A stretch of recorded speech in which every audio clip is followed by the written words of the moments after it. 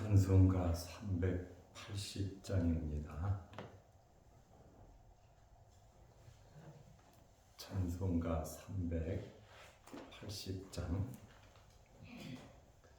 나의 생명 되신 주 주님 앞에 나아갑니다. 주의 흘린 보혈로 정케 하사 받아 주소서.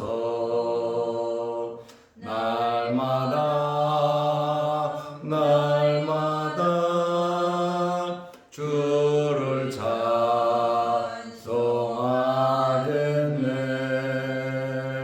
주의 사랑 줄로서 나를 굳게 잡아 매소서. 괴로운 세상 지낼 때 나를 인도하여 주소서. 주를 믿고 나가면 나의 길은 잃지 않겠네. 날마다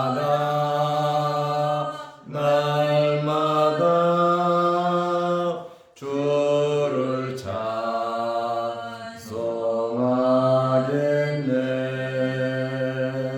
주의 사랑 줄로서 나를 굳게 잡아 매소서. 세상 살아갈 때에 주를 더욱 사랑합니다. 밝고 빛난 천국에 나의 영혼 들어가겠네.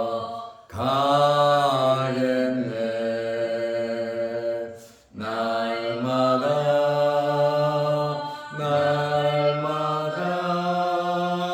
주를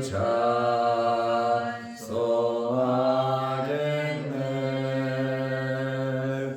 주의 사랑 줄로서 나를 굳게 잡아 매소서.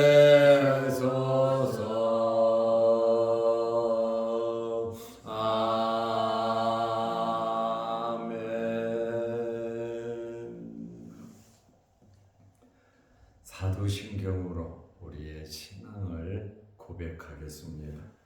전능하사 천지를 만드신 하나님 아버지를 내가 믿사오며 그의 아들 우리 주 예수 그리스도를 믿사오니 이는 성령으로 잉태하사 동정녀 마리아에게 나시고 본디오 빌라도에게 고난을 받으사 십자가에 못 박혀 죽으시고 장사한 지 사흘 만에 죽은 자 가운데서 다시 살아나시며 하늘에 오르사 전능하신 하나님 우편에 앉아 계시다가 저리로서 산 자와 죽은 자를 심판하러 오시리라. 성령을 믿사오며 거룩한 공예와 성도가 서로 교통하는 것과 죄를 사하여 주시는 것과 몸이 다시 사는 것과 영원히 사는 것을 믿사옵나이다. 아멘. 하나님의 말씀 요한복음 12장 20절에서 23절 말씀입니다. 명절에 예배하러 올라온 사람 중에 헬라인 몇이 있는데 그들이 갈릴리 베세다 사람 빌립에게 가서 청하여 이르되 선생이여 우리가 예수를 배우고자 하나이다 하니 빌립이 안드레에게 가서 말하고 안드레와 빌립이 예수께 가서 여쭈니 예수께서 대답하여 이르시되 인자가 영광을 얻을 때가 왔도다. 아멘. 23절 말씀까지 보았습니다. 유월절을 지키기 위해서 예루살렘에 올라온 사람들 중에 헬라인들이 있었습니다. 헬라인은 이방인입니다. 그리고 오늘 나와 있는 이 말씀은 공간복음 마태, 마가, 누가복음에는 없는 내용입니다. 이 헬라인들이 예수님을 뵙기를 원했습니다. 12장 20절 말씀에 보면 명절에 예배하러 올라온 사람 중에 헬라인 몇이 있는데 헬라인이 명절이 돼서 예배드리러 예루살렘 성전을 찾은 것을 우리는 알 수 있습니다. 이 헬라인들이 베세대 사람 빌립을 통해서 예수님을 만나려고 했습니다. 12장 21절 말씀에 보면 그들이 갈릴리 베세다 사람 빌립에게 가서 청하여 이르되 빌립에게 가서 부탁을 한 겁니다. 선생이여 우리가 예수를 배우고자 하나이다 하니 빌립을 호칭할 때 선생이라 예수님의 제자이지만 중간 역할을 해줄 수 있는 사람이기에 빌립에게 선생이여 우리가 예수를 배우고자 만나기를 원한다 이렇게 빌립에게 청을 했습니다. 여기에서 우리가 생각해 볼 수 있는 것은 헬라인은 이방인입니다. 이방인도 예배드리러 성전을 찾을 수 있다는 것과 또 이방인이라 할지라도 예수님을 만날 수 있는 예수님을 맞을 수 있다는 진리를 우리는 발견하게 됩니다. 이들은 진짜 이방인들입니다. 헬라인들입니다.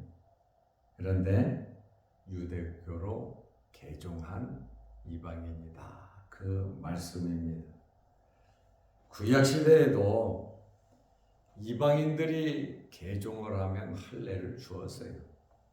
이방인들에게도. 그렇기 때문에 예루살렘에 와서 예배를 드릴 수 있었습니다. 할례 받은 유대인들은 꼭 3차에 걸쳐서 성전에 와서 절기 때 하나님께 제사를 드려야 했습니다. 그러면 12명의 제자 중에서 왜 빌립에게 이야기를 했을까? 특별한 의미는 없는 줄로 압니다. 이방인들은 성전 안쪽 깊은 곳에는 들어갈 수가 없습니다. 이방인의 뜰에 머무르면서 기도도 하고 제사도 드릴 수 있었습니다. 그렇다 보면 헬라 사람들이 빌립을 만날 수 있다는 것은 이방인의 뜰에서 만난 겁니다. 그러면 빌립이 예수님께서 예루살렘에 입성하시고 성전 안에서 말씀을 가르치실 때에 아마 빌립이 왔다 갔다 하면서 바쁘게 무슨 일을 하지 않았는가 이렇게 추론을 합니다. 그러므로 예수님 계신 곳에서 또 무슨 일이 있어서 이방인 애들까지 와서 왔다 갔다 하면서 이 일을 한 것으로 정도밖에 생각할 수가 없습니다. 빌립을 아는 사람 같지는 않고요. 그러자 이 빌립은 혼자서 독단적으로 예수님에게 말씀을 드릴 수가 없어서 누구에게 질문을 하고 의견을 청취했냐면 안드레입니다. 22절 말씀에 보면 빌립이 안드레에게 가서 말하고, 아마 예수님이 계신 성전 안 깊은 곳에서 안드레를 만난 것 같습니다. 좀 빌립하고 안드레 좀 친밀한 관계가 있는 것 같습니다. 다 제자들이 친밀하겠지만 안드레와 빌립이 예수께 가서 여쭈니, 빌립 입장에서는 헬라인들의 말을 듣고 예수님께 선뜻 가서 말하기가 좀 어려웠던 것 같습니다. 내키지 않았다 그 말입니다. 그래서 안드레에게 말을 했겠죠. 특별히 명절을 앞두고 이방인과 접촉을 하게 되면 부정하게 될 수 있습니다. 그래서 예수님을 잡아갔을 때 관정 안으로 들어가지 아니하고 밖에서 이방인을 만난 것을 우리는 알 수 있습니다. 이 모습을 바리새인이나 제사장들이 보면 비판도 하겠지만 어쩌면 예수님을 추방할 수도 있는 일이 벌어질 수 있습니다. 이방인을 접촉했다 그 말이죠. 코에 걸면 코걸이, 귀에 걸면 귀걸이, 죄도 없는 예수님 잡아 죽이려고 했던 이 사람들이 무슨 짓을 못하겠습니까? 빌립은 섣불리 이러한 여러 가지 문제가 있기 때문에 독자적인 행동을 할 수 없었고, 안드레와 함께 대화를 나누고 같이 예수님께 말씀을 드렸습니다. 21절에 헬라인 몇 사람이 청했고 22절에 안드레와 빌립이 헬라인들이 몇이 예수님 만나기를 원합니다. 이렇게 예수님께 말씀을 드렸어요. 그러면 예수님께서 가타, 부타 뭐라고 말씀을 하셔야 되는데, 예수님의 말씀을 보면 동문서답 같은 그러한 말씀을 하셨습니다. 요한복음 12장 23절에 예수께서 대답하여 이르시되, 여쭈니까 이방인들이, 헬라 사람들이 예수님 만나기를 원합니다. 말씀 듣기를 원한 거겠죠. 그러니 예수님께서 인자가 영광을 얻을 때가 왔도다. 이렇게 이제 때가 됐다.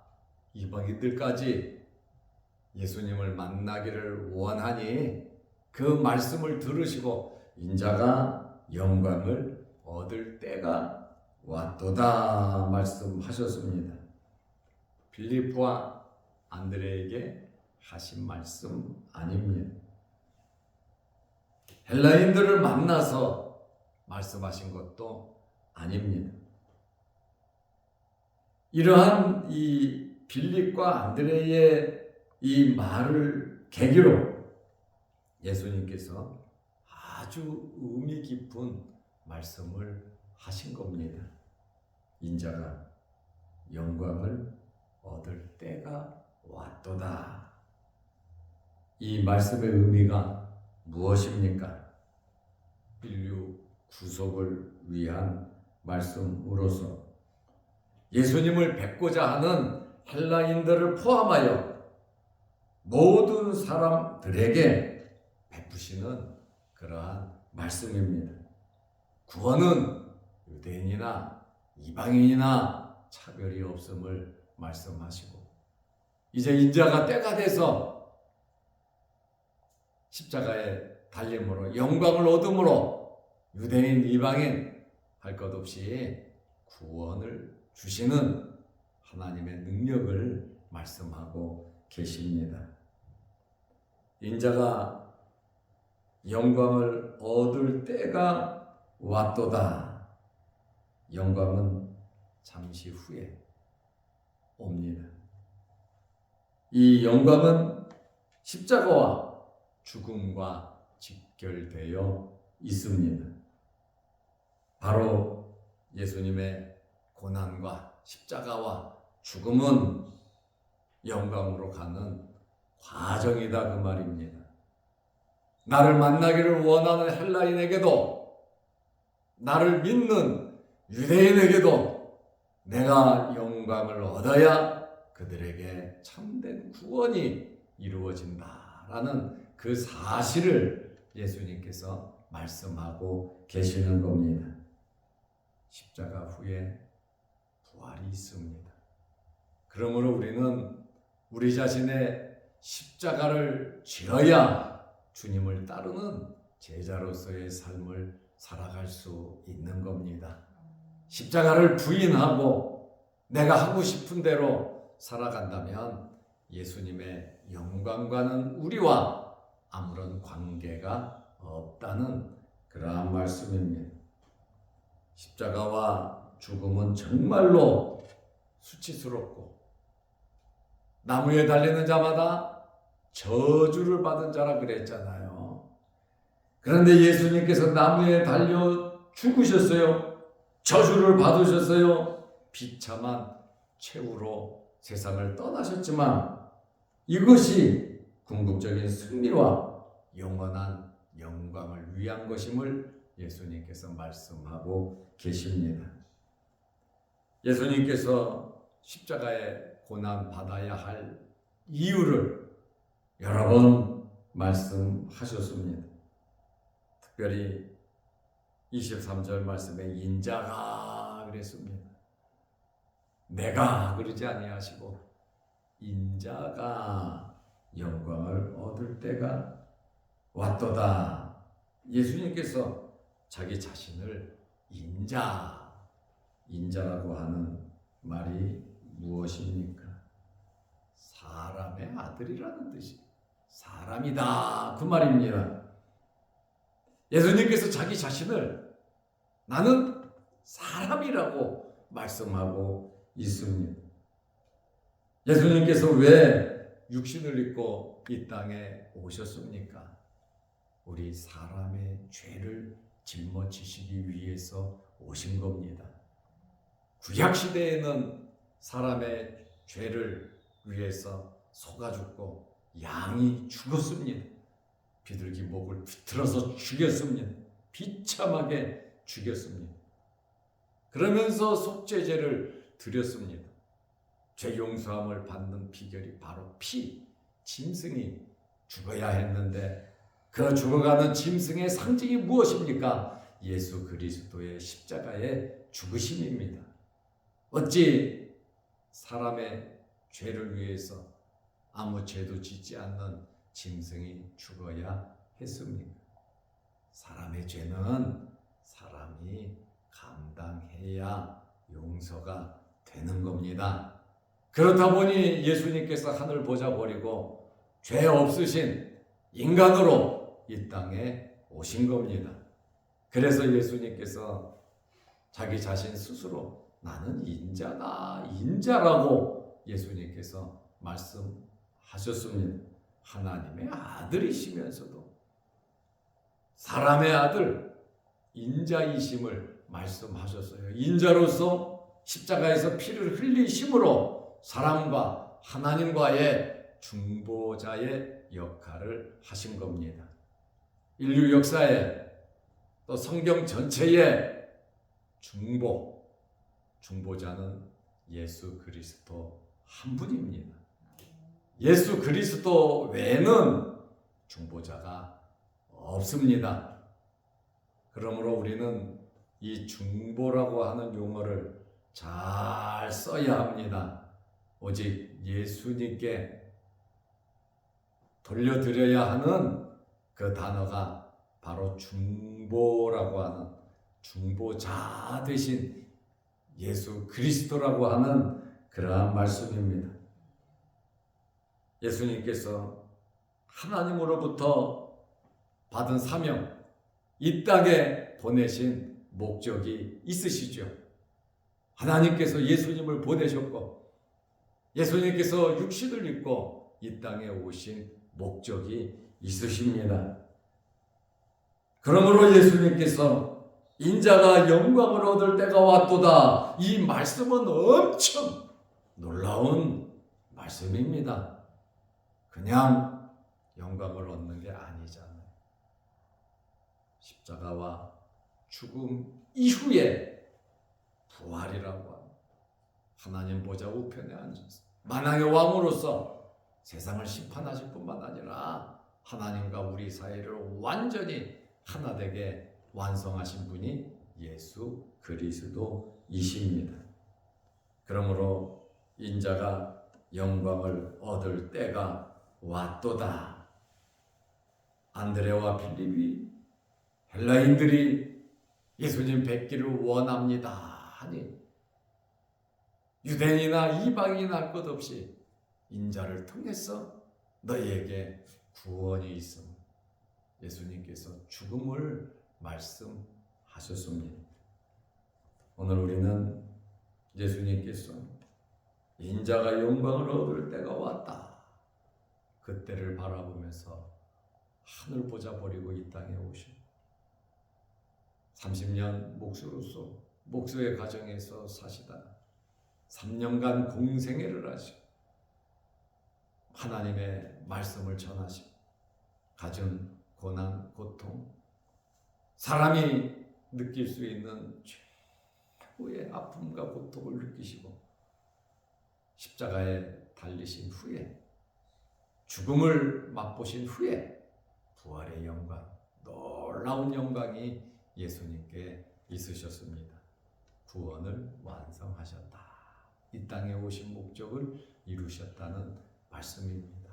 그러므로 우리에게 주어진 직분, 우리에게 맡겨진 사명, 예수님께서 놀라운 구원을 이루심으로 우리가 하나님의 백성이 되었는데, 하나님의 백성으로서 우리가 꼭 해야 할 일들이 참 많습니다. 하나님 기뻐하시는 일, 말씀대로 순종하는 일, 이 땅에 살아가면서 하나님께서 우리에게 맡기신 일, 그 일이 우리의 본업임을 알고 하나님께 예배드리는 일에 힘쓰시기를 바랍니다. 기도하겠습니다. 하나님 아버지, 오늘도 이 아침 이 새벽에 우리를 주의 전으로 불러주심을 감사합니다. 우리 인생의 본분이 하나님께 예배드리며 하나님의 영광을 위하여 살아가는 것임을 알고 예수님께서 이 땅에 오신 목적을 이루시기 위해서 십자가를 바라보며 한 걸음 한 걸음 나아갔던 것처럼 우리 또한 저 천국 저 하늘나라 주님의 재림을 바라보면서 우리에게 주어진 일에 최선을 다하며 하나님의 영광을 드러내게 하옵소서. 오늘도 이 새벽에 여러 가지 기도 제목으로 하나님 아버지께 기도드립니다. 우리의 기도를 들어주시고 응답하여 주옵소서. 또한 말씀을 보고 이 말씀을 통하여 늘 은혜 받게 하시고 또한 이 영상을 보면서 함께 예배드리는 성도들에게도 크신 복을 내려 주옵소서. 우리가 저 천국 바라보며 하늘나라의 상급을 쌓으며 또 우리 가족과 우리가 만나는 모든 사람들에게 예수 그리스도의 뜨거운 사랑을 나누어 줄 수 있도록 우리에게 굳센 믿음 허락하여 주옵소서. 오늘 하루도 건강하게 은혜 안에 지내게 하옵소서. 예수님의 이름으로 기도하옵나이다. 아멘. 하늘에 계신 우리 아버지여, 이름이 거룩히 여김을 받으시오며 나라의 마옵시며 뜻이 하늘에서 이룬 것 같이 땅에서도 이루어지이다. 오늘날 우리에게 일용할 양식을 주옵시고 우리가 우리에게 죄 지은 자를 사하여 준 것 같이 우리 죄를 사하여 주옵시고 우리를 시험에 들게 하지 마옵시고 다만 악에서 구하옵소서. 대개의 나라와 권세와 영광이 아버지께 영원히 있사옵나이다. 아멘. 자유롭게 기도하시기 바랍니다.